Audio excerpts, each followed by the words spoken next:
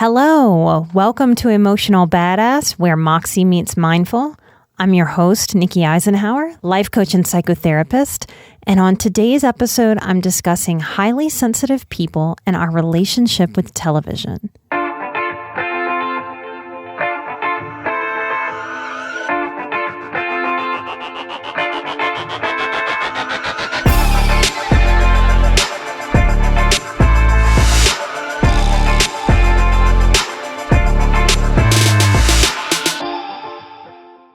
When I'm speaking about what we have in common as highly sensitive people, I'm speaking in very general and broad terms.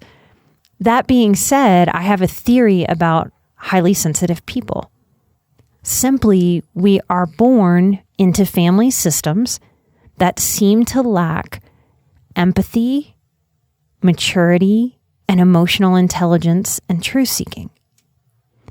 Now, I believe that as highly sensitive people, we're also born with this natural ability to be little observers.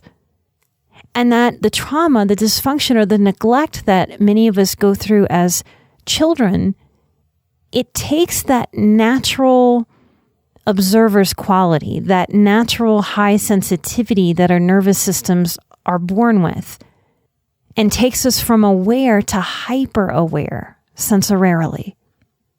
And because we are aware of what is lacking in our family systems, we also step into the space of overcompensating from a very young age. Hence the development of our people-pleasing strategies and our codependency. We basically wind up having all the feelings for all the other players in our family system that seem unwilling or disinterested in having their feelings. That's why in so many dysfunctional families, we sweep things under the rug. As highly sensitive little ones, and as adults, we tend to yearn to figure out these dynamics inside of ourselves, not just to know things, we're not just collecting knowledge, but to really sort ourselves out, to figure out who we really are, who we want to be. What's malleable in us? What isn't? If I try to give an example of what it feels like to be a highly sensitive person that comes from a dysfunctional or neglectful childhood, I can say that in my experience, before I knew what high sensitivity was, and while I was still in the most depressing seasons of my life felt like a decently comfortable and decorated living room. But if I let anyone in, I could act like it was a normal living room. I could act like everything was fine inside and out and all was a-okay. But the truth was that just before the guests arrived, I would essentially shove a hoarder's worth of crap behind a door of a closet and just barely be able to get the latch on that closet door to hold shut, to hold the messy contents inside, because I didn't want anybody visiting me to see any of that messiness. And all during those visits, while looking like I'm socializing, while I'm a-okay, I'm actually hyper aware of that door. Anxiety and tension tight in my body, building.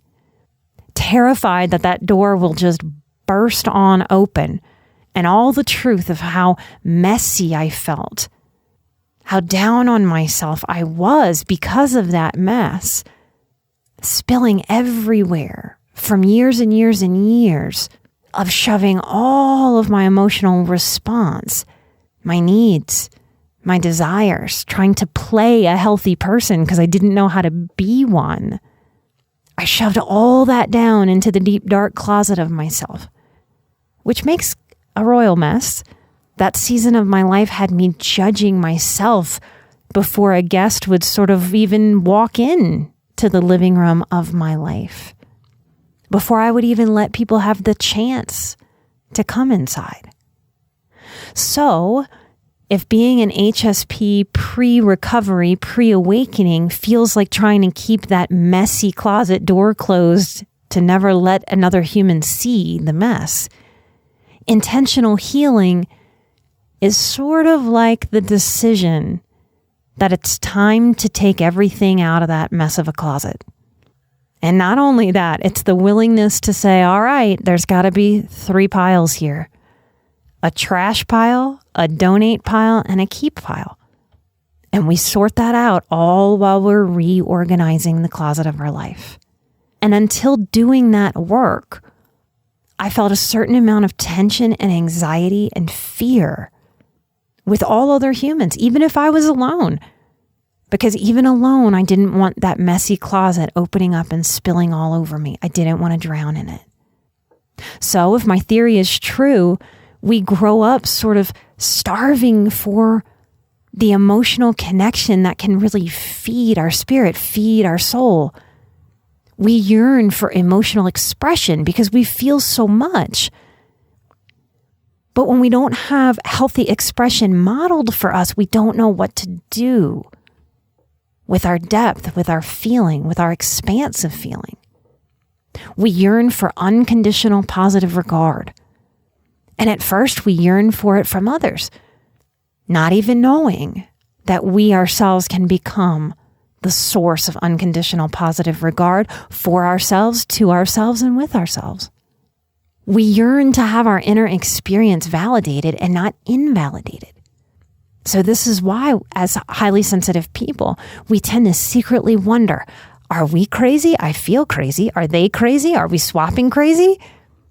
And we learn on a subconscious level, sometimes on a conscious level, but definitely on a subconscious level, we learn, ooh, I'm going to have to get these emotional needs met elsewhere or just go with them being unmet. So today's episode might be surprising that I want to talk about highly sensitive people in TV. Because most of us have our judgments about TV, right? It's vapid, it's not real, it smushes our brains. We have all these judgments about it. So today's episode, me talking on this topic, in my heart, this is really a dedication to every client over the years who has sort of confessed to me with the energy of like Catholic priest inside the dark confessional 2-way box, admitting how much they love and watch TV, like they're confessing some great sin. So yes, TV. That's what I'm going to talk to you about today.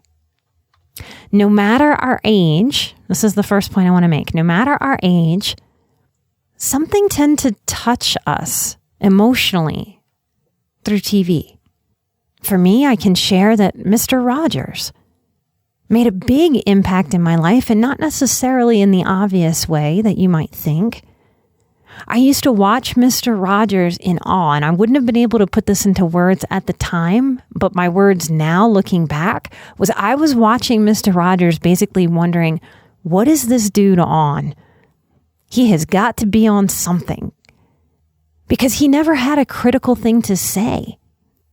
I tried to explain this to a counselor as a teenager once, and I sounded like this.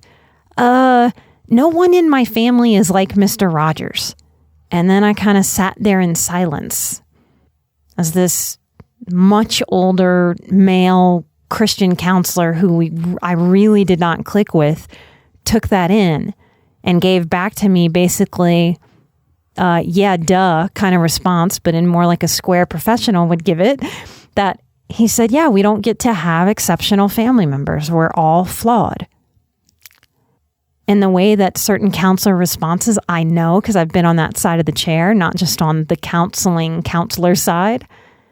That is annoying because I had absolutely no idea what to do with that kind of response. Of course, the man is right. We're not promised exceptional family members. We're all flawed as human beings, me too. So I didn't know how to explain what I meant to that therapist. I didn't know how to describe a mother who was critical in nearly every breath unless she was sleeping. Mr. Rogers wasn't critical, and 90% of what I heard was. So I watched him like a hawk, like I was ready to catch him being critical, like he had to be. He couldn't be a real, live, adult human being and not be critical.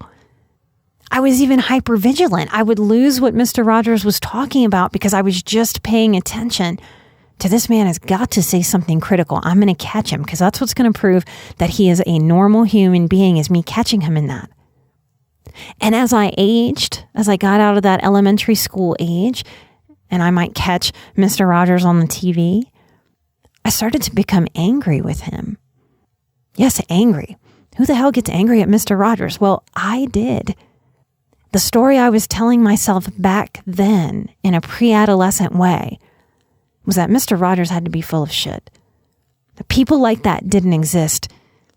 I can look back and understand now that I was mad at him for dangling himself in front of me, this alien, unhuman-like creature who was kind in every moment. It felt cruel to have him dangled in front of me. All I ever needed, dangled right in front of me. Kindness, unconditional positive regard, insight, consideration, listening. My depression at the time decided that that was a cruel, mean joke. And the best I knew how to do was be angry at Mr. Rogers for what I was lacking, what I was yearning for, what I was hurting for. And what I know now is I trust in every fiber of my being that if I could have a conversation with Mr. Rogers about that, I know that he would tell big grown-up me and little girl me that he very much understands that and that it was okay for me to be angry with him. Mr. Rogers, Captain Kangaroo, Teenage Mutant Ninja Turtles. I'm showing my age. I grew up in the 90s. Ninja Turtles showed teamwork and brotherly love and bonds. They even had an adoptive, wise, encouraging rat dad. Those of us who grew up on Sesame Street and reading Rainbow. Even the generational relationships that are shown in a show like Gilmore Girls. LeVar Burton from Reading Rainbow had me eating so many Book It pizzas. Who else was out there that did Book It and read and read and read to get a free pizza? To a poor kid growing up, that was like going to the moon. Some of you grew up on Zorro or Lassie, or maybe Mr. Ed, or the Andy Griffith Show. If we were sad and highly sensitive, if we were confused, if we were unheard, largely unseen, our vulnerability, our tenderness, our pure, gentle innocence that we all have as small children. We likely grew up having our feelings and our hopes most validated through TV and movies. Those of you who have listened to my story, either in person when I've taught or have caught most of the episodes, you might have heard me talk about how my biological father abandoned me. And so I would wait for him to visit. He would promise to do a visitation as divorced parents agree upon and have custody agreements. And I would wait on the porch of my grandparents' house all day long, just waiting for him. And more often than not, he would flake and not show up. And I would be devastated, like into my bones. So I couldn't count on my dad, but I could count on the consistency of a TV show showing up, which sounds kind of ridiculous, right? But I believe this is a truth, not just for me, for many, many, many, many of us in this modern age. I literally could not count on my father to show up for me, to keep a promise. But I could count on TGIF every Friday through the 90s. And it doesn't have to be some big wound like a parent going MIA on you. TV in and of itself works like a drug.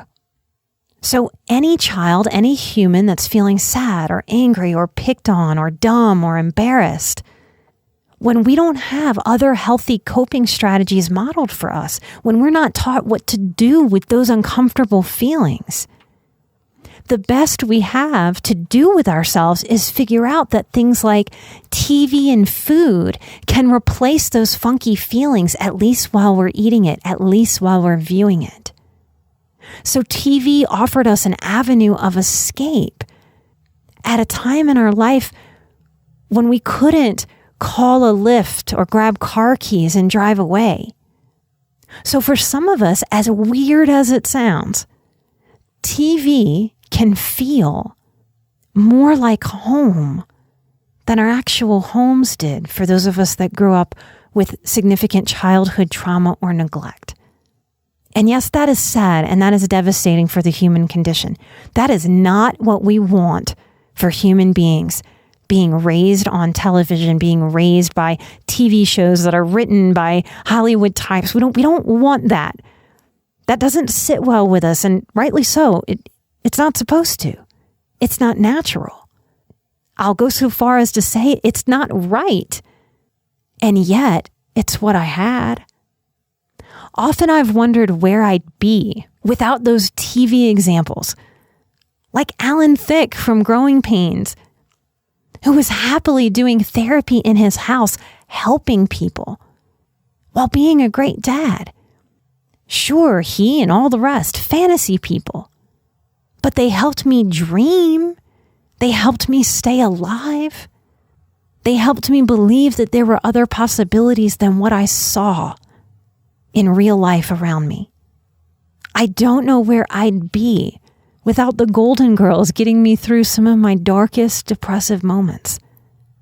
And I'm doing this episode today on this topic that if you don't have this relationship, if TV didn't act as an emotional surrogate for you, might seem totally ridiculous, like Nikki has lost her mind.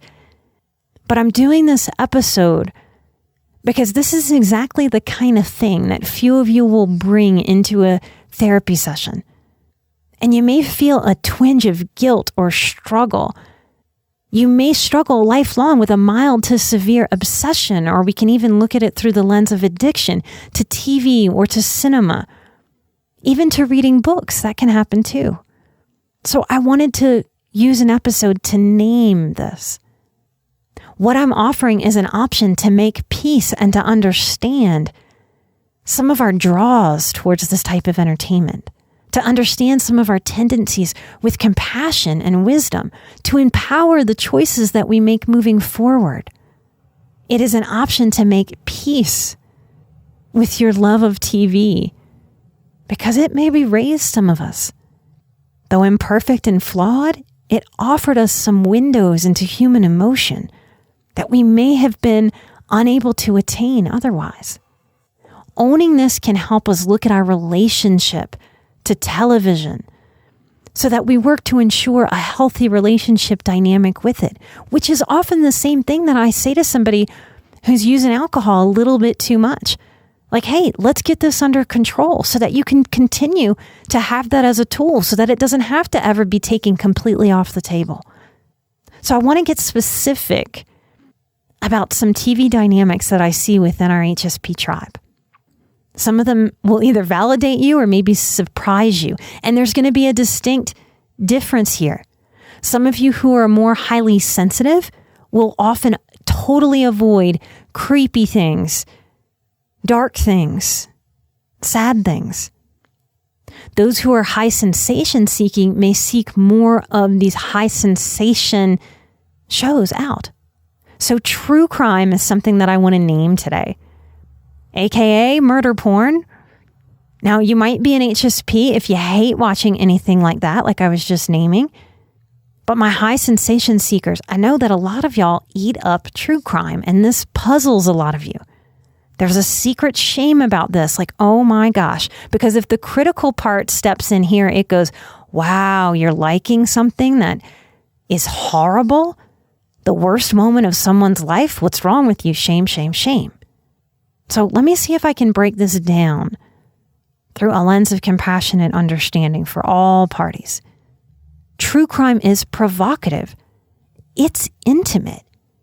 What is more vulnerable or real than the last moments of someone's life? When we are reminded about death, it tells us to value the life that we have. When we watch a true crime anything, every player in that victim's story, other than the perpetrator, other than the person who was murdered, displays their resilience, whether they recognize that that's what they're displaying to us or not. And we see them.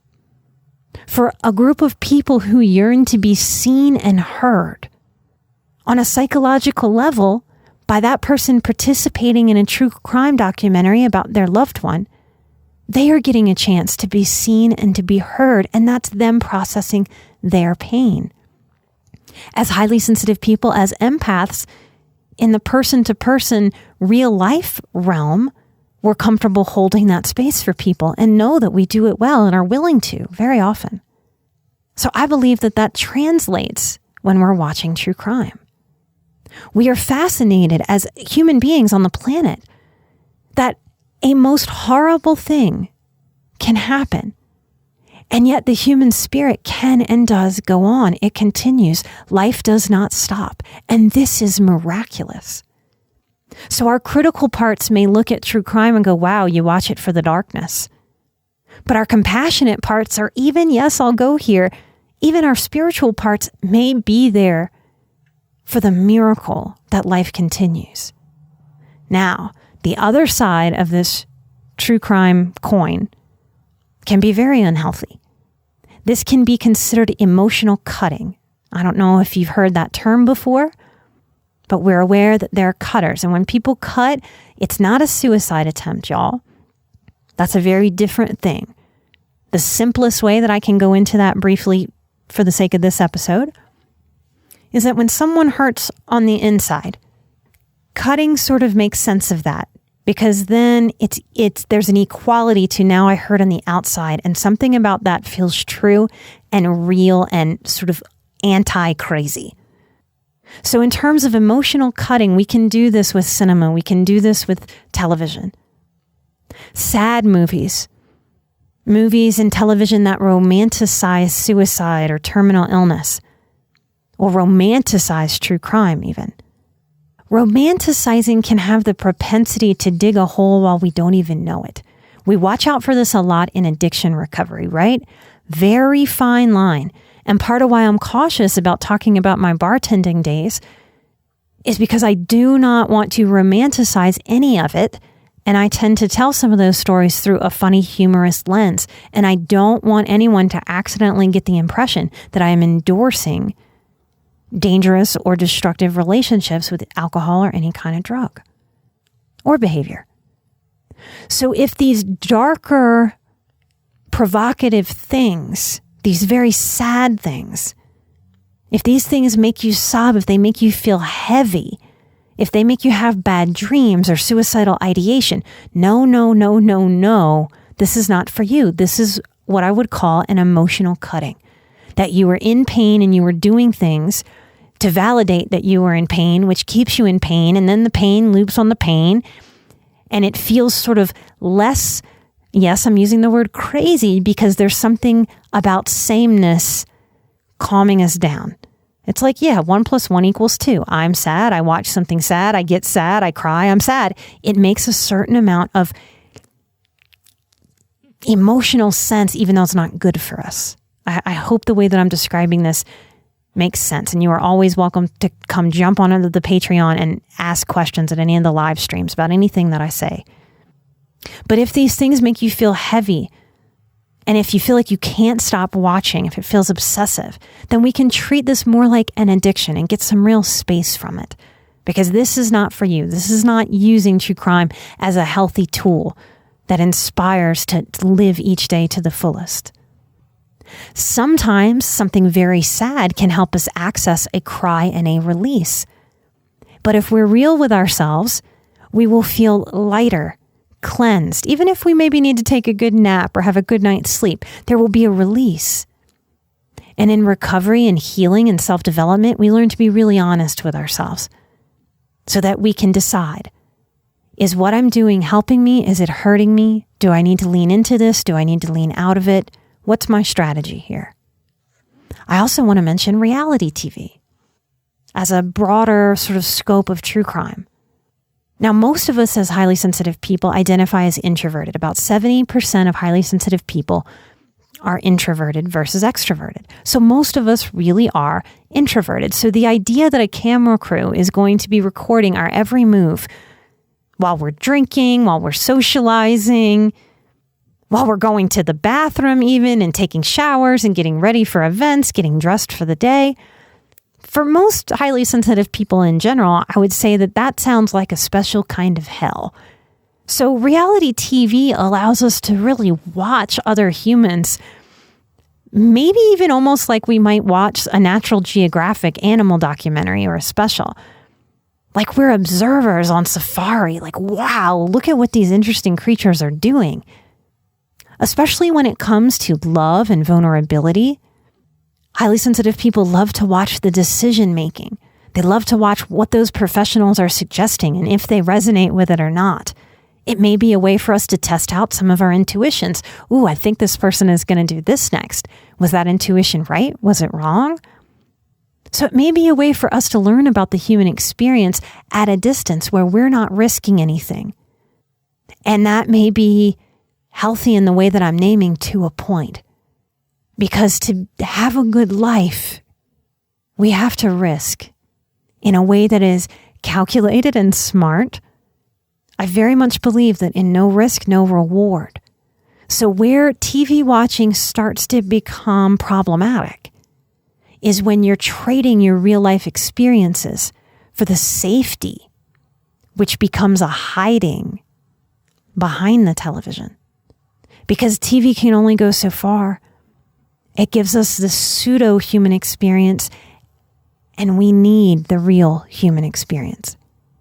We need touch, we need connection, we need the challenge of relating to other people and of them relating to us. The last quirky point that I want to share is I want to talk about one particular show, and it's the show that I have had more clients talk to me about over the years than any other. It debuted in 2005 and it ran for 9 seasons. Its last show aired in May 2013, 8 years ago, and it still comes up fairly frequently in my individual sessions. It's The Office. HSPs and survivors love The Office. Now, why do we love The Office? Well, it is a work family. We watch their family dynamics. Y'all hear me talk about being a systems theorist.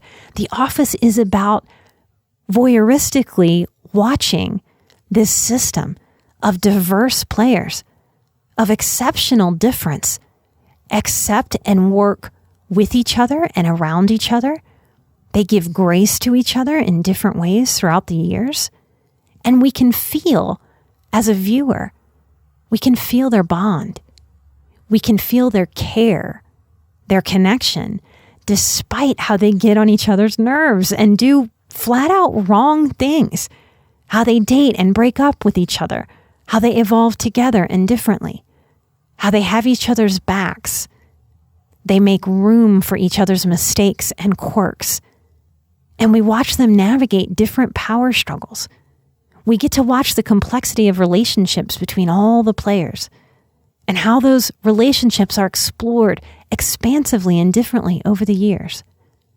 Simply, we get to know them and we accept them. And isn't this what every one of our inner children have wanted within our own family systems? To be seen, to be heard, to be able to make mistakes and grow and evolve, to show our flaws, our quirks, our differences, sometimes our celebrated differences, sometimes our tolerated differences. The Office shows us the very dynamic that we've wanted in our own families and our own lives. Maybe even what we've wanted inside of ourselves. When I talk to you about the different parts, the perfectionistic part, the high integrity part, the little girl or the little boy part, the wise woman part, the wise man part, our silly part. Maybe we're doing the work internally to accept this complex psychological system that resides in each and every one of us. So there is a way of looking at TV as vapid, empty, nothing but a boob tube. Or there is the way that Mr. Rogers looked at it, as a tool, Have I wasted hours of my life, more than I'd ever want to tally and count, watching mindless stupidity over the course of my life? Of course. Who hasn't in modern society other than the monks that are among us? And I believe it or not, that there is even a time and a place for the mindlessly stupid. We can't be serious, always achieving beings. And we're balancing all these factors. I do believe that the expansive way that TV allowed me to escape was really a means of emotional survival and was fairly important in my development. My career and my empath qualities have led me to be able to feel a similar truth on so many clients as they themselves have tried to articulate to me how TV raised them, how it has held space for them, how it has inspired or provided a pseudo-friendship during the loneliest of times. And the truth that sometimes we don't want to admit to as highly sensitive people, especially if we're working through a depressive episode or season, is that at times we didn't really have the energy in mind or body, or the time if we were in a season of hustle. That's how getting through my master's degree felt. That we maybe didn't even have the time or the energy for a two-way reciprocal relationship. That TV has held a space for us. So I wonder what this episode, this chat that I'm sharing with you, does for you today, if anything. Does it help you make peace with some aspect of yourself that you hold judgment of? And maybe just takes picking up a different lens? Is there something that could help you get through to the other side? And is that okay? Is it okay to accept the imperfect things and ways that we get to the other side? We are human beings and we're spiritual beings. Now, I'm of the belief that our human sides are drawn to human things, and our spiritual side is largely disinterested in and doesn't need those human things. We heal on this journey in human ways and in spiritual ways, not in one or the other. For me, there is something strangely beautiful about how a highly sensitive person witnesses TV. I'm not even sure we watch it. I think we witness it. What we might take from it, how we allow or try on ideas and expand, I do think there's a strange beauty to this. So I hope today's episode did something for you to help you in your healing journey, to help you see yourself with more grace, more compassion, and awe. Yes, awe. I just started teaching the boundaries course again, and I'm just blown away by the resiliency, by the creativity, by the strength, by the commitment to breaking the dysfunctional cycles, by refusing to settle for less than what you deserve, peace, happiness, and fulfillment. This audience is full of such beautiful strength. And I hope that I am doing a good enough job showing you that and delivering that, because it is a source of power and support that we can tap into. We don't have to know each other personally to be able to tap in to that power and that support. And this is what happens when we risk in our real lives away from that TV set. I did the show to give it away for you out there listening. That was my original vision. Was a young woman. Of course, it's a projection of myself at a different time, but of a young woman, of a young person sitting in front of a computer trying to figure out why she was sad, why she was depressed. So I did the show to give away. And despite all the low vibe dysfunction and disconnection, angst and struggle that's happening in the world right this moment, what this audience has done for me is revive my hope in humanity and in the future. And if that can happen because of this radio show and my intention to give, and everything that we give comes back to us, then how powerful and impactful can a radio show or a TV show be? Well, maybe the answer is it can be as impactful as we let it be. And that is maybe a part of our modern day empowerment that we can give to ourselves and each other. I want to thank those of you who have gone through the steps to get on iTunes and write us a review. We don't totally know how, but part of what works at Funky iTunes algorithm that actually helps put the show in front of new listeners so that they can learn that they are unalone, that they are highly sensitive, that survivorship does not mean that you stay in pain the whole rest of your life, that healing is truly and deeply and honestly possible, is working this internet techie algorithm on iTunes. So thank you so much to those of you that have given us a 5-star review and then gone above and beyond to write out a review. I want to thank Lardude. They say, my anxiety has been too high lately to the point that even listening to music stresses me out. So I've been looking for alternatives. I'm so glad I found this podcast. I really enjoy listening to Nikki. You're so welcome. To listen to Nikki talk about her experiences. She makes me feel like I am not crazy or alone in all of this. She is very reassuring in this time of need. I can't say it enough. Whatever you're going through, if you are in intense struggle right this moment, take a deep breath. It is only a moment in time and it will pass. If you are listening to me, you are a seeker, and I am sure, yes, even without knowing you, that if you have sought, whatever the right word is, all the way to get to here, that will continue to drive and hold your life. And you will get to a place where you can settle, where you can be at peace, where you are safe, and where you are secure in mind, in body, in physicality. It is inevitable. What happens if you allow yourself to believe in that inevitability over believing in the fear that it will always stick? Thank you so much for writing your review. I want to thank French Horn CC. This podcast empowers HSPs like me to face the challenges that come up with our emotions. I hope that this podcast continues to grow as I've been hooked since I first discovered it last month. Give this a listen for some valuable wisdom. You won't be disappointed. Thank you for what you do, Nikki. You are so welcome. Thank you so, so much. I'm glad that you're out there. I do believe that we change the world one person at a time by doing our own deep work.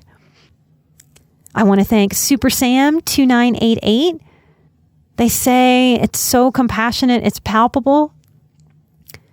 Nikki shares her love and compassion so well that you can feel it through the sound waves. I feel it coming from y'all. So I'm so glad that y'all can feel that coming from me. I genuinely mean it. I can't really be any other way. Every podcast comes with an amazing perspective and insight. Just like therapy is for everyone, I believe this podcast is too. Whether you find yourself as an empath or highly sensitive person or not, it gives amazing tools and understanding into our emotional world. Thank you very much, Super Sam. I want to thank Maggers NM. I think that means Maggers is from New Mexico. Compassionate Perspectives. Great podcast. Oh, this is commenting on me reading from The Shining. I do have an episode where I read from The Shining. That was one of my favorites.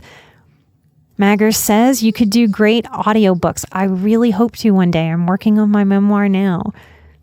She says, I was hooked and wished you had kept going. I remember reading The Shining and had to hide the book in the scariest parts, and loved the dinner idea, including your grandmother, with all the amazing people. Yes, I envision having a dinner, and Stephen King is one of the people I would like to have at my dinner along with my grandmother. That's right. I forgot I talked about that.